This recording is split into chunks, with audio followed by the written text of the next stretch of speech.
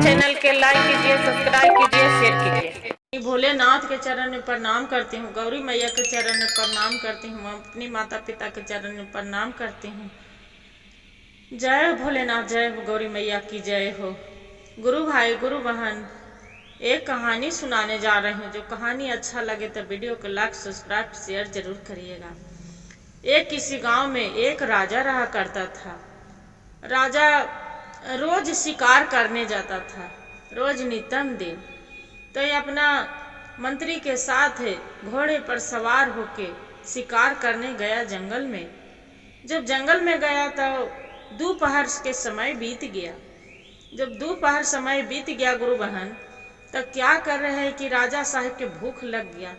जब भूख लग गया तो राजा साहब मंत्री के बोले कि मंत्री से यही पेड़ के सामने पीपल के गाछ तर एक गमछा बिछाइए, यहीं पड़ी हमनी भोजन कर लेते हैं।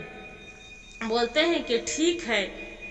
क्या किए कि मंत्री जो गमछा ओढ़े थे वही गमछा लेके बिछा दिया और राजा साहेब अपना भोजन करने लगे। जो भोजन करने लगे गुरुबान, तो वहीं पड़ी एक बंदर बैठा था। बंदर बहुत ध्यान से देख रहा था। नहीं बंदर के कुछ बोले और नहीं चाला, और नहीं तो कुछ उसका साथ में छीन छोड़ करते हैं। कितना बंद रहते हैं तो उसका रोटी चावल जो भी देखते तो छीन छोड़ के खा जाता था, बाकी वो कुछ नहीं किया। तो राजा साहब जैसे खाना खाने बैठे तो राजा बहुत दयालु थे, मैयारू।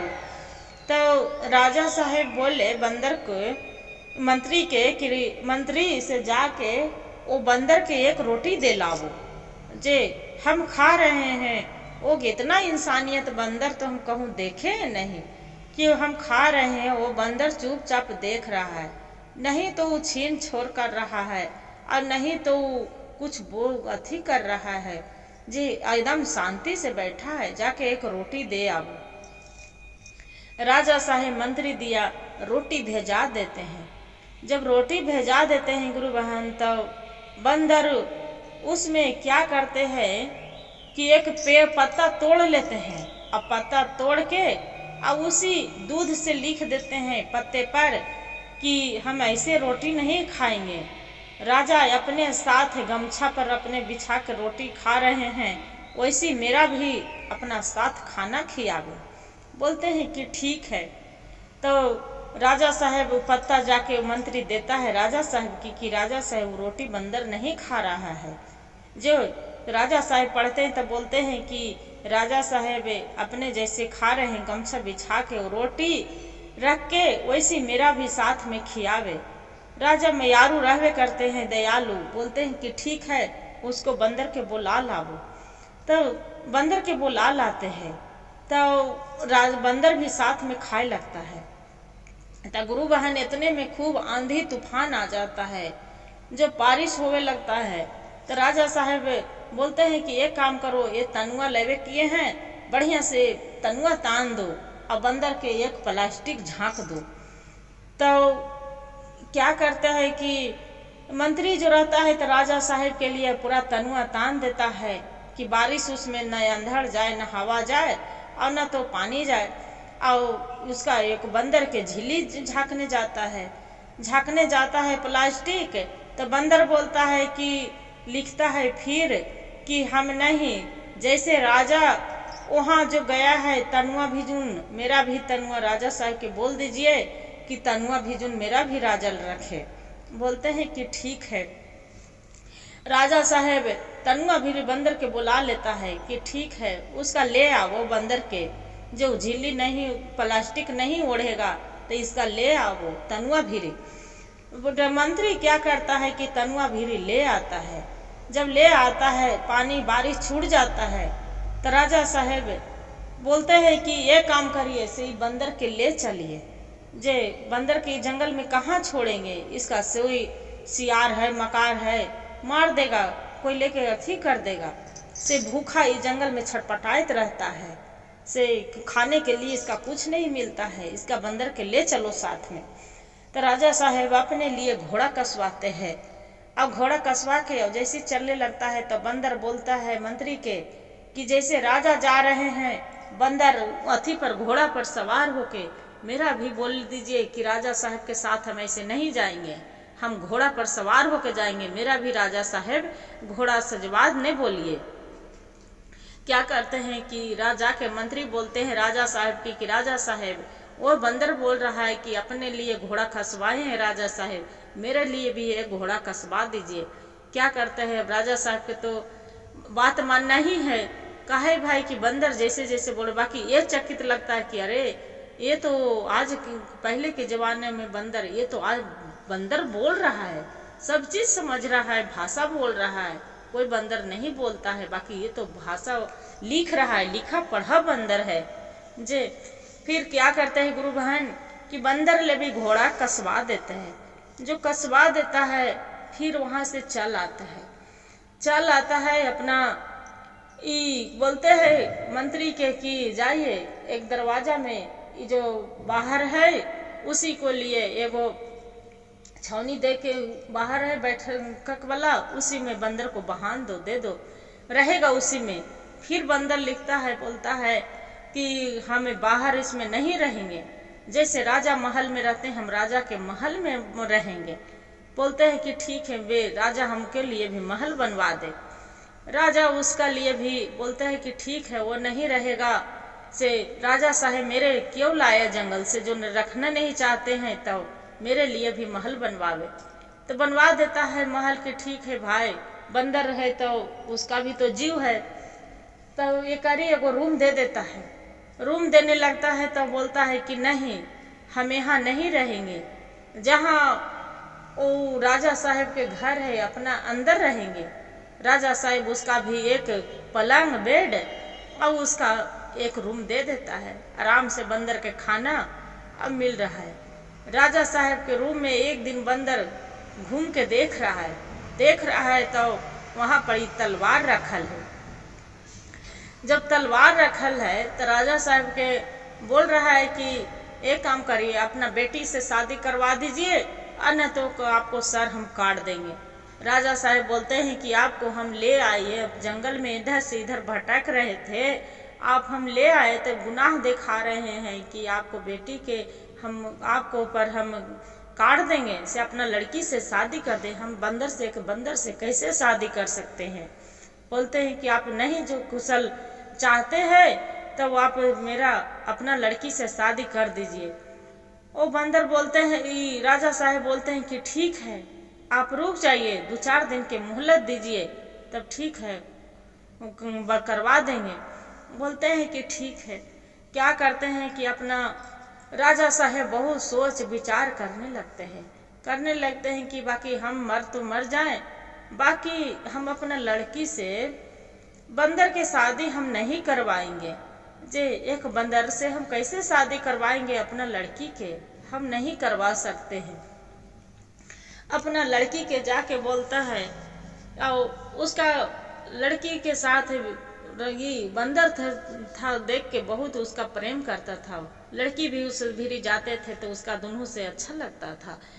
तो लड़की के बोलते हैं कि बेटी एक काम करना, से आप दोनों यहाँ से चली जाना, रात में आज भाग जाना, जे बंदर तो हमरा मार ही देगा। जे तो बोलते हैं क्या हुआ पिताजी, आपको इतना जीवन अथी है, अधूरी है कि आप बंदर मार देगा।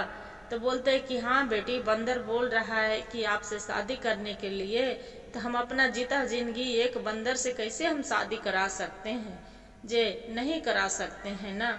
बोलते हैं कि नहीं पिताजी, जो मेरा किस्मत में लिखल है कि बंदर से भगवान भोलेनाथ यही मेरा जो किस्मत में लिख दिए हैं ब्रह्मा जी कि एक बंदर से शादी होवे तो वही मंजूर है जे। तो बोल रहे हैं नहीं बेटी, आप कैसे खुश तो नहीं रहेंगे ना। नहीं पिताजी, हम खुश रहेंगे, ऐसा कोई बात नहीं। क्या करते हैं गुरु बहन कि उसका बंदर की शादी हो जाता है, खुशी खुशी उसका पिता करवा देते हैं, खुशी खुशी करवा देते हैं। रात बीतता है, दिन भर तो अपना माता भी रहती है, रात बीतता है तो बंदर क्या करते हैं कि हाली दमन दरवाजा बंद कर देता है। बंदर के कमरे में चली जाते हैं, 12 बजते हैं रात, तो एक राजकुमार में सुंदर सा जो बदल जाता है, बंदर रहता है जे बदल जाता है, दोनों हा हा ही हंसते बोलते रहता है। और कर बाद में फिर सुबह होता है तो बंदर में बदल जाते हैं।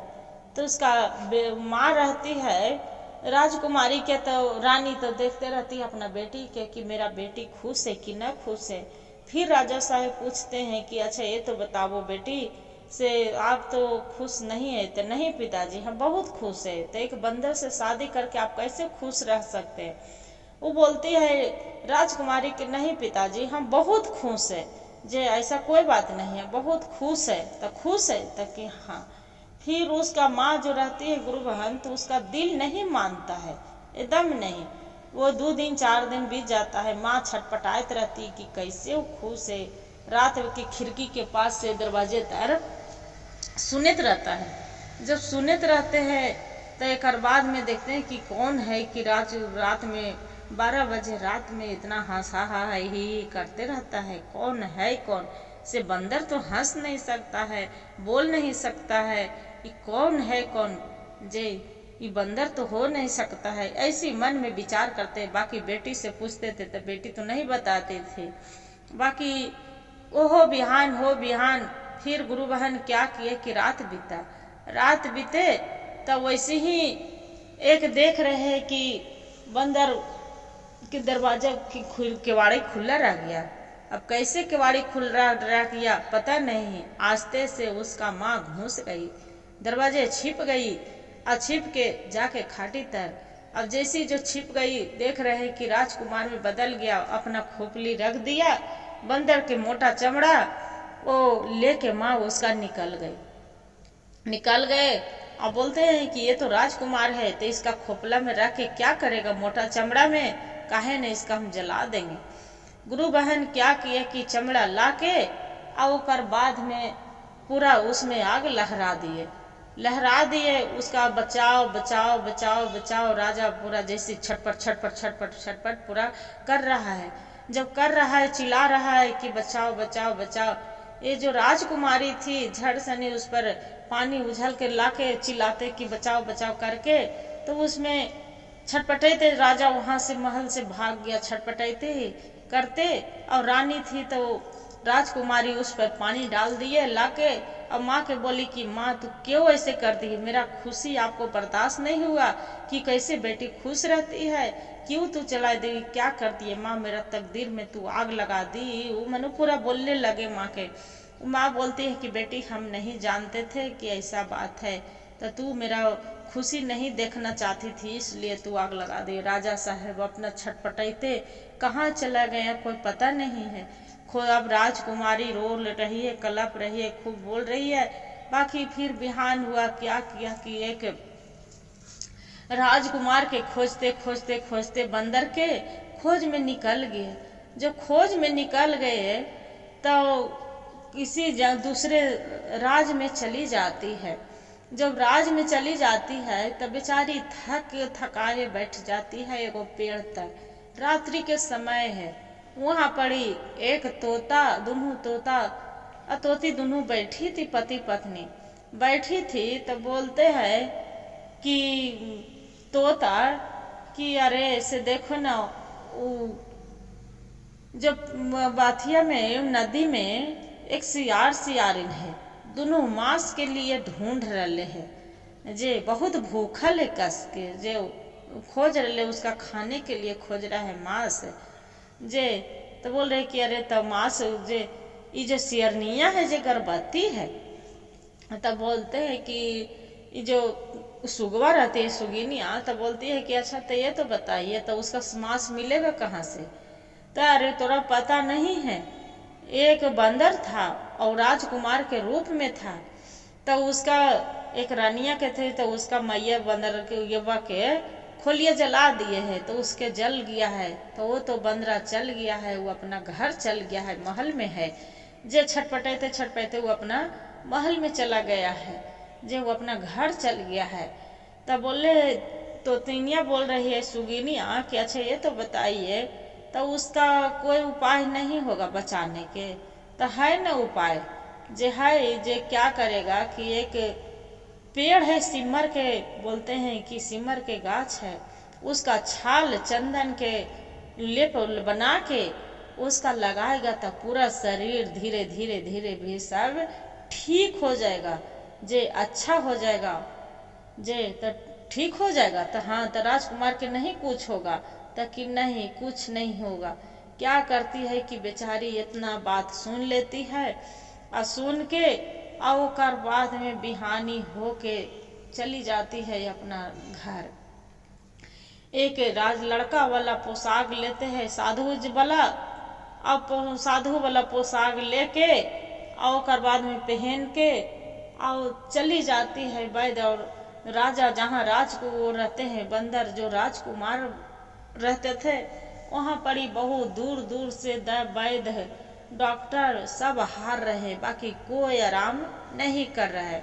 ये बेचारी सिमर के छाल लाके ओकरा पीस के चंदन मिला के उसका लेप जाके राजा साहेब के यहाँ के बोलते हैं, उसका पिता के कि राजा साहेब से हम आप सब कोई हार गए, डॉक्टर वैद्य, बाकी हम देखते हैं आपको लड़का के इलाज करके। बोलते हैं कि ठीक है, आप जो बिना मुंह मांगे हम इनाम देंगे, बाकी मेरा बेटा राजकुमार तो ठीक हो जाए।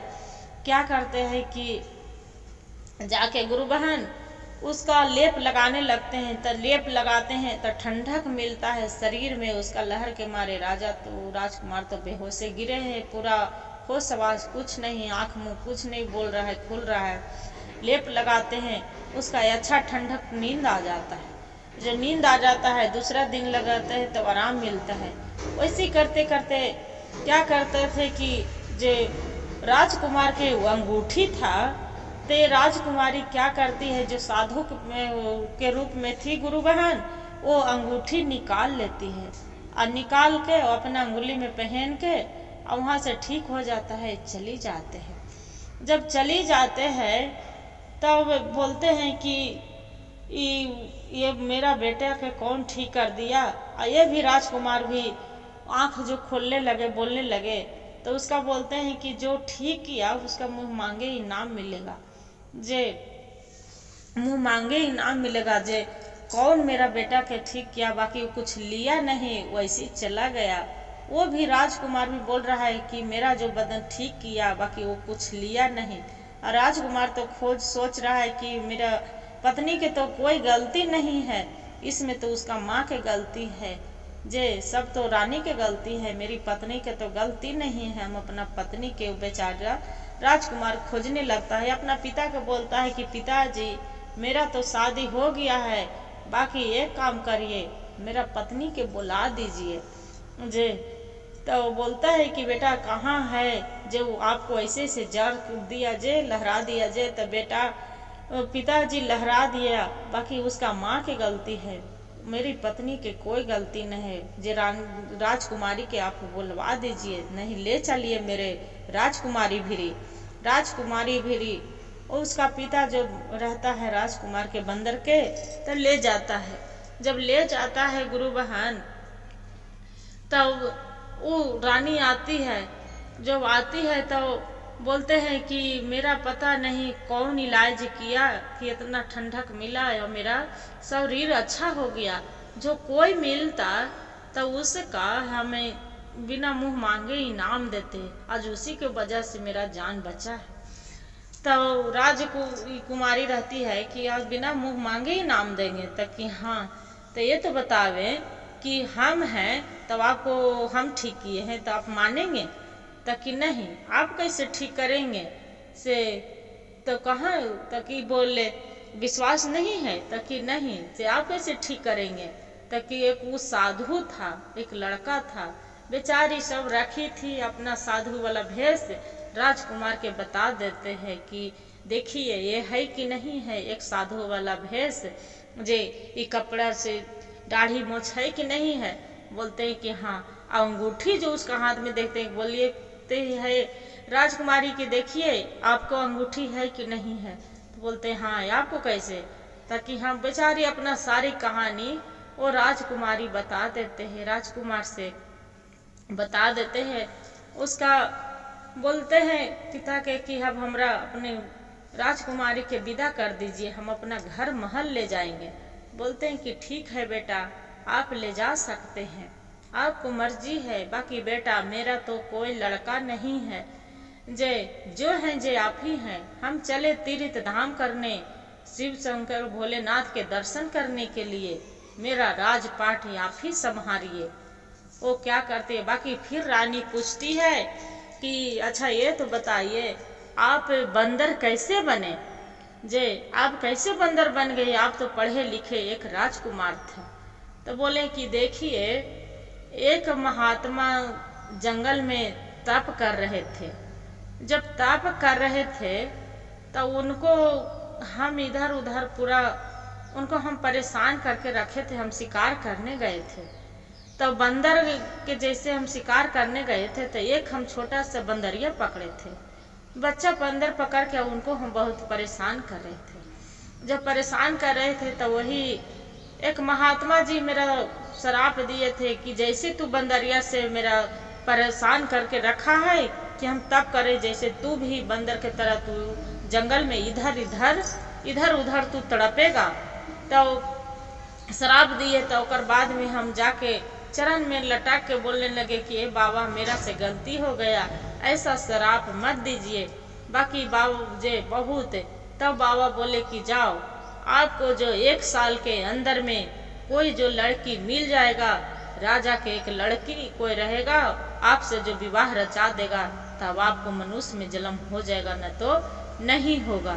बोलते हैं कि ऐसा बात, ताकि हाँ, इसलिए मैं बंदर बनी थी। अब भगवान की कृपा है कि आप ऐसे मनुष्य में आ गए हो। मुझे ऐसे हूँ आ जाते, आपको माँ नहीं जलाते मेरा, तो हम कुछ दिन के बाद में हम चमड़ा से हम बंदर से हम एक अथी में हो जाते, मनुष्य में आदमी वाला शरीर में हो जाते। हर हर महादेव। बोलते हैं कि भगवान के भोलेनाथ के महिमा था कि इसी के लिए हो गए। बेचारे क्या किए, राजा साहेब राजपाट चल गए, बाबा धाम घूमने, शंकर जी से मिलने, भोले बाबा के तीर्थ धाम करने। ये राजकुमार था, अपना विदाई करा के पत्नी के ले जाके और खुशी खुशी रहने लगे। गुरु भाई गुरु बहन, जो मेरा ये कथा अच्छा लगे वीडियो, तो मेरा वीडियो के लाइक सब्सक्राइब शेयर जरूर करिएगा। हर हर महादेव कमेंट में जरूर लिखिएगा। ये कहानी से ही सीख मिलता है गुरु बहन की आदमी के, किसी को कोई जानवर हो, कोई आदमी किसी को परेशान ज़्यादा ही नहीं करना चाहिए। कोई साधु हो चाहे कोई महात्मा हो, ज़्यादा ही परेशान उसका नहीं करना चाहिए।